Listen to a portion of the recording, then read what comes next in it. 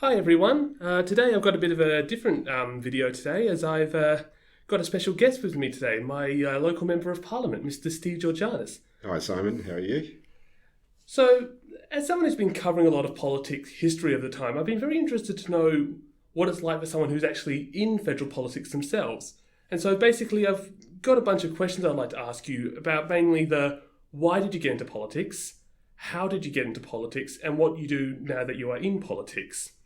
So my first few questions are going to be mostly personal stuff, like, could you sort of tell me a bit about yourself, like where were you born and sort of why did you get interested in politics in the first place? I was born and bred here in Adelaide, in the western suburbs, in Mile End. In fact, I lived all my life down there. I was very interested in politics from a very young age. And I think that came from growing up in a household where I had parents that were interested in politics.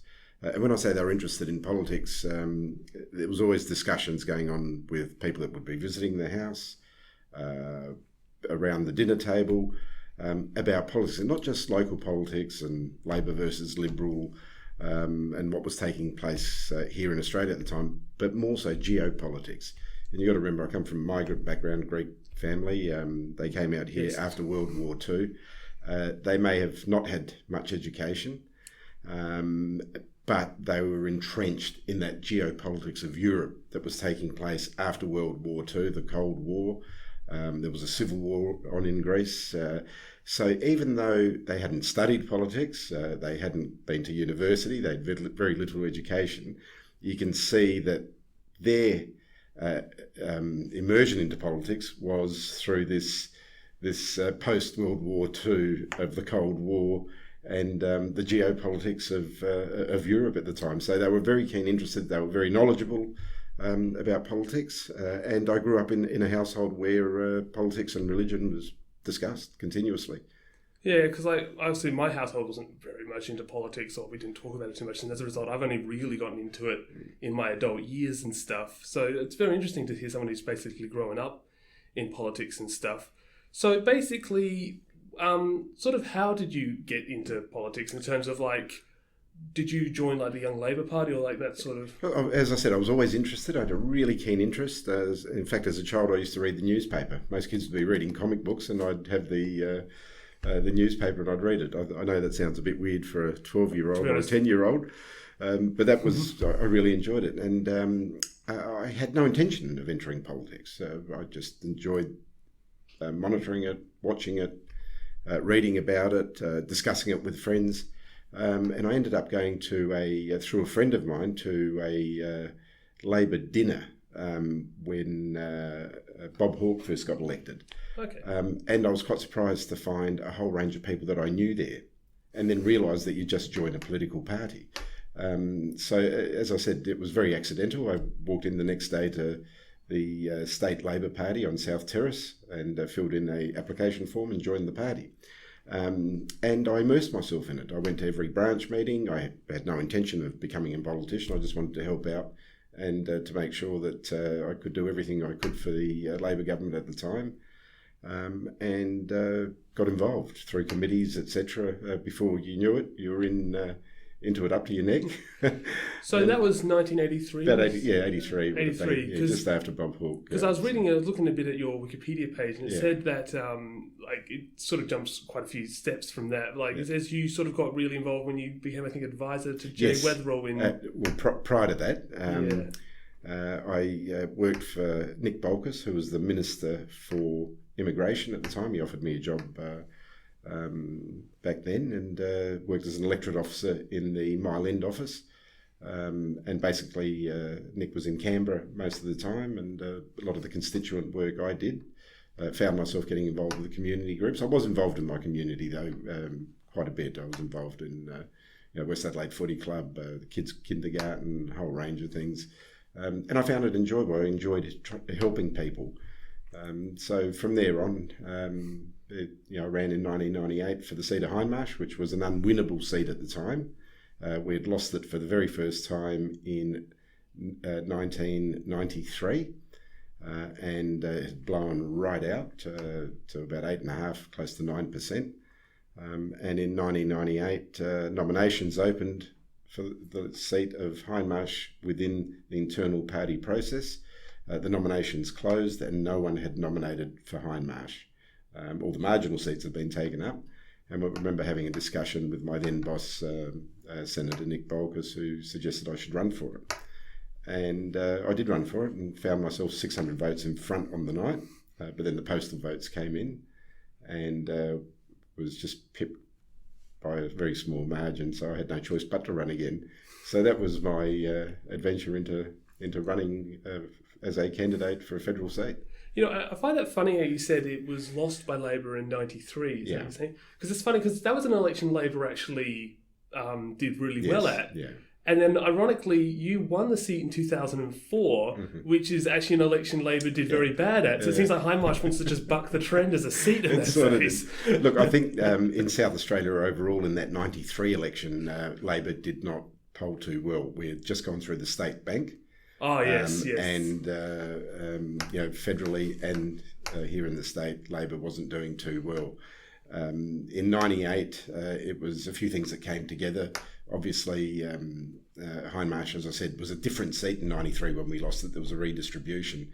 Hindmarsh had always been held by Labor, by Clyde Cameron. For many, many years prior to Clyde Cameron, there was Norman Macon. So they were, stalwarts of the party that held very safe seats. In fact, Hindmarsh was safer than Port Adelaide at one stage. Wow. So it was a big blow to lose it in 93. John Rao was our candidate, ran a great campaign. I worked on his campaign very hard. And then in 96, it blew out again. And then I ran in 98. So let's talk a bit more about 2004. I'm a bit curious to know, what is the process for running for a seat? Like, imagine next election, I want to run for Adelaide. Yep. I know you wouldn't want me to. But basically, what do you need to do? Do I need to go on the AEC website and download a form or something? What is the process? Yeah. Once the elections and the writs are issued, the AEC will call for nominations and you nominate. Now, if you belong to a political party, obviously each political party has their process of pre-selecting a candidate. In my case, you nominate through the party process. If there are other candidates, more than one that are nominating, there'll be a process within the party, a democratic process with a ballot, and then that particular person's successful at the internal ballot will nominate when the AEC opens up nominations once the writs are called. And then from there, you run in the election.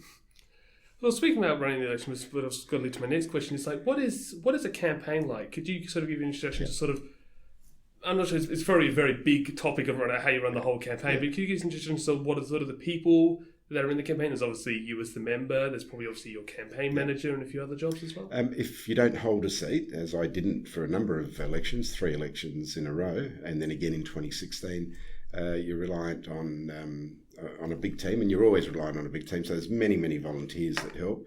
You usually have a central committee called the campaign committee with a campaign manager that you work with very closely. You'll come up with the 6-week plan of material that's to go out to inform the constituents of what you stand for, what you represent, what your party represents. Door knocking, telephone polling, and just being out.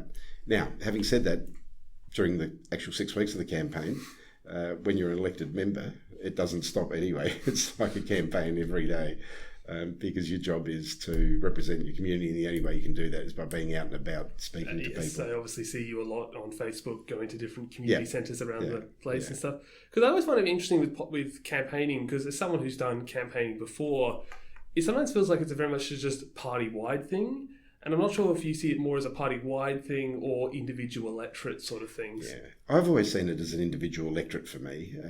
There's the central campaign, which is run through the national office and the leader's office, and that is the policy direction and the announcement of policies. Whereas in my case, I've always concentrated more on the local issues, things that are affecting people that I can actually change. And part of that is, as I said, talking to people, hearing what the issues are, and then relaying those messages to the people that are formulating the policies for your party to try and get whatever the issue is resolved for your local area. So that's the central part of my campaign. So it's run basically two parts.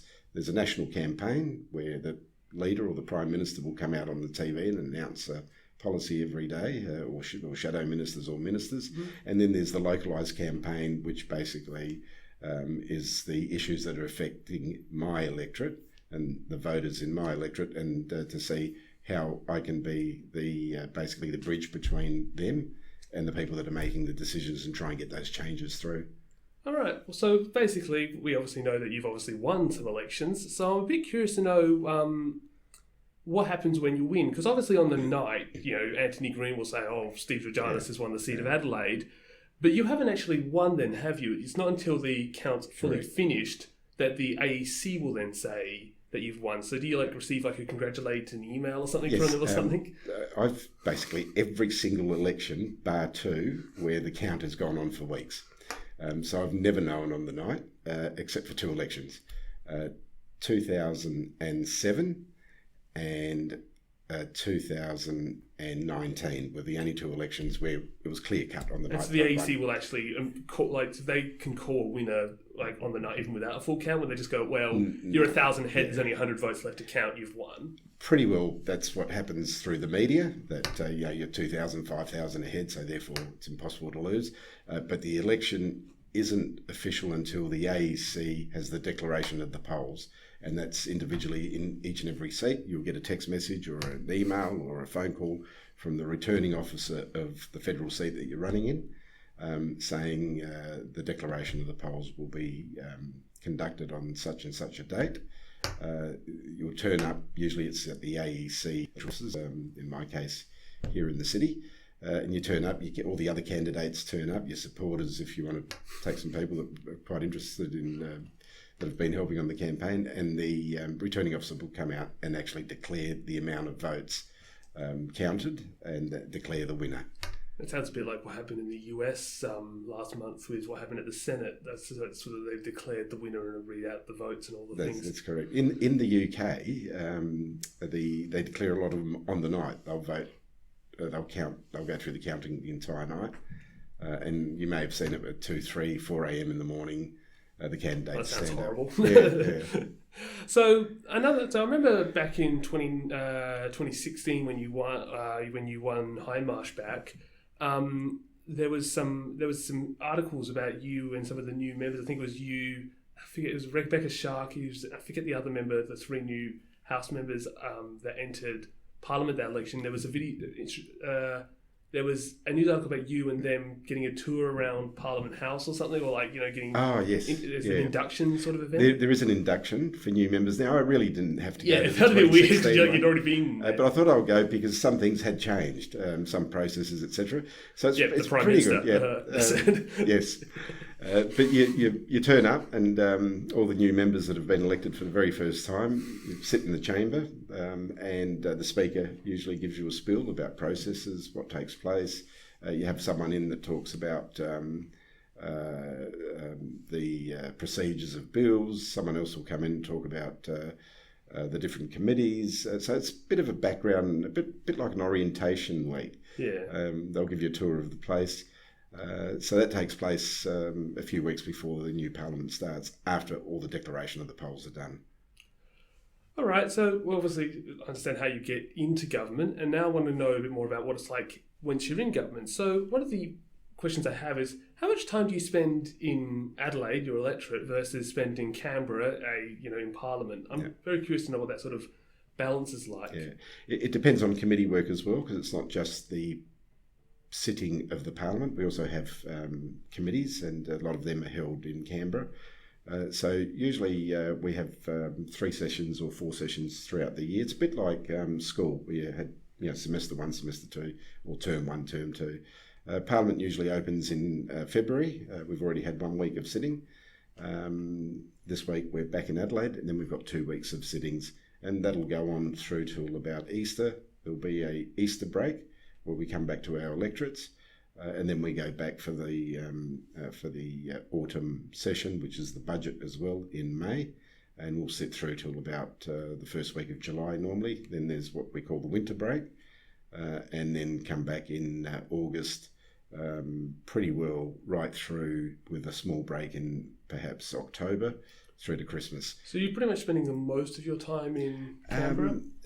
I'd say about 45% of the time in Canberra, and the rest here in Adelaide in the electorate office. But I presume that 55% of the time you're spending here is broken up between working in Adelaide and obviously having an actual break, because you are a working man, and obviously I presume you need some time off. You do need time off, but it's very rare, and days off are far and few in between.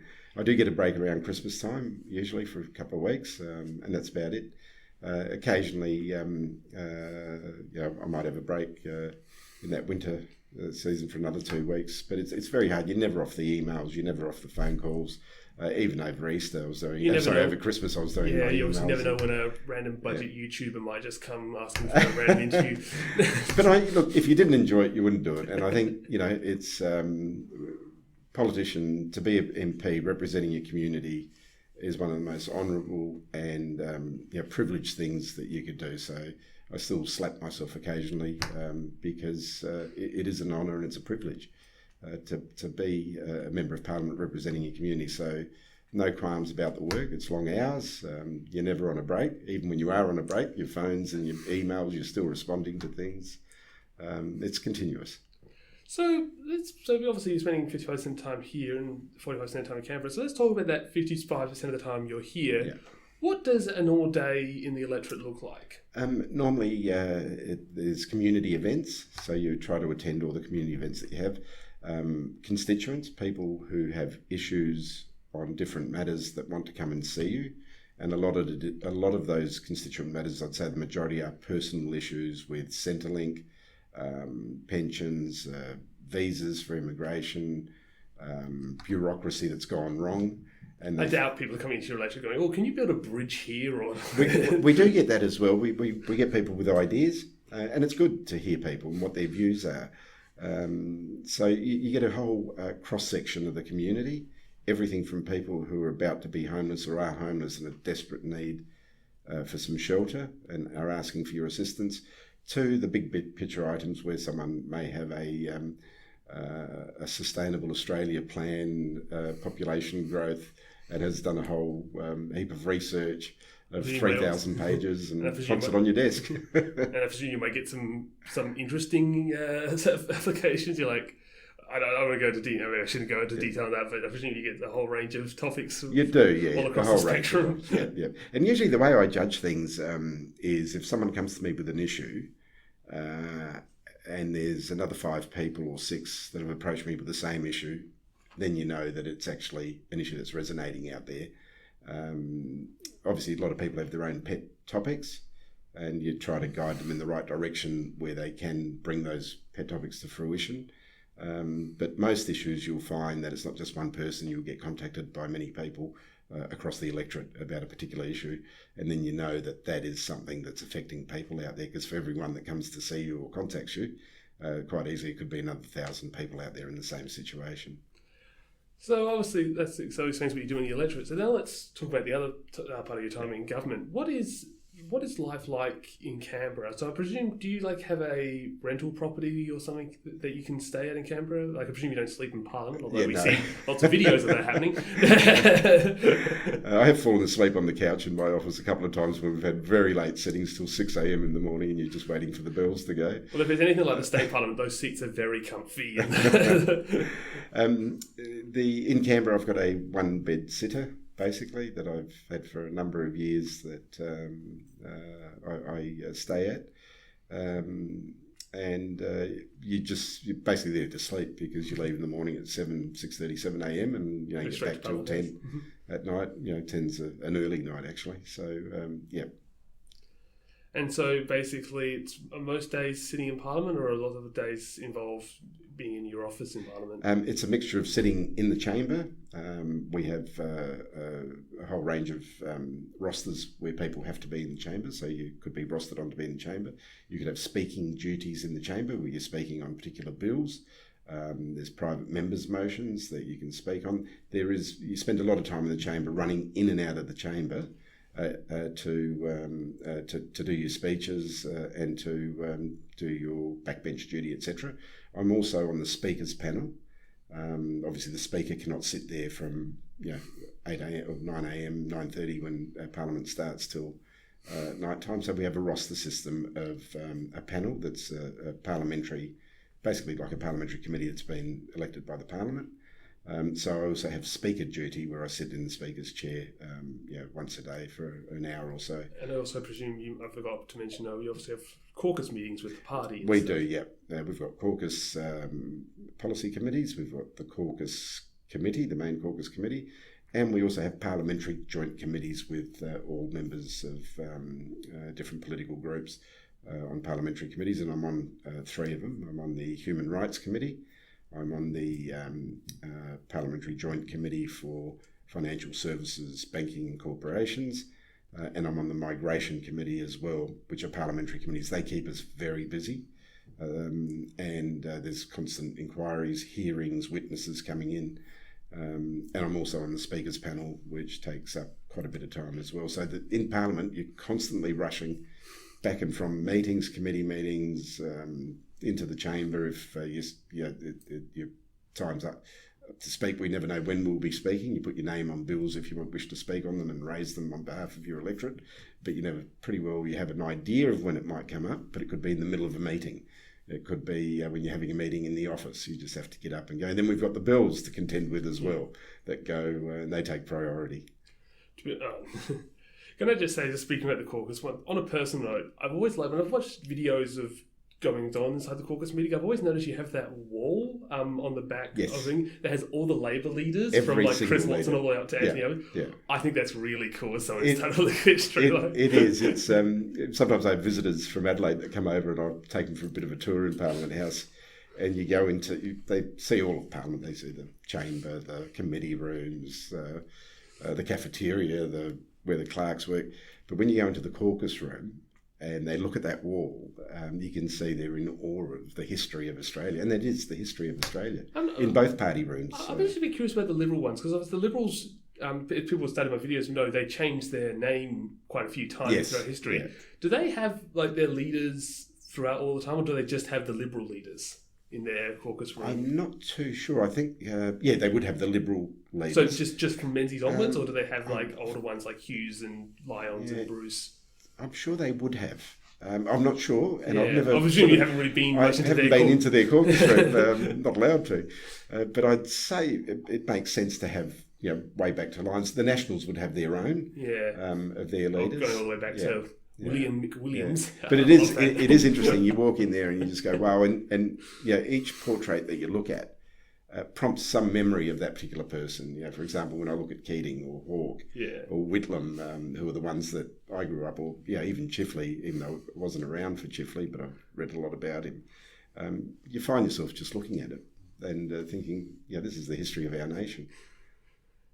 So let's. I think we should finally wrap it up. And we were talking a bit about holidays and stuff like that. So you said you basically get how many weeks off from Parliament? You don't get any weeks off from Parliament. It's non-stop electronically nowadays. You continuously work. But we do get the break over Christmas. We usually have a few weeks off, and sometimes that winter break as well, a couple of weeks off. So, it's a bit out of questions. I do want to say it's been an honour talking with you. It's been very informative. I've actually learned quite a lot in just this 30 minutes we've been talking for. So it's quite fascinating to understand the life of a parliamentarian, even though our parliament's only about 100 or about 120 years old now. It's just very interesting to know what a parliamentarian has to do in terms of, you spending time in Canberra. The fact, because obviously in state politics, most people live in Adelaide, so they sleep in their own beds at night. Whereas in federal government, you obviously have to do an 8-hour, well, it's not an 8-hour drive, it's more of a 2-hour flight or so, but it's definitely a very taxing job, isn't it? It is. It is, but as I said, we're very privileged to do it. And again, when you're in the federal parliament, the federal parliament represents the entire nation. So many of our committee meetings take us to far and flung away places. I've been to Aboriginal remote communities. I've been to places in the north of Western Australia through our committees.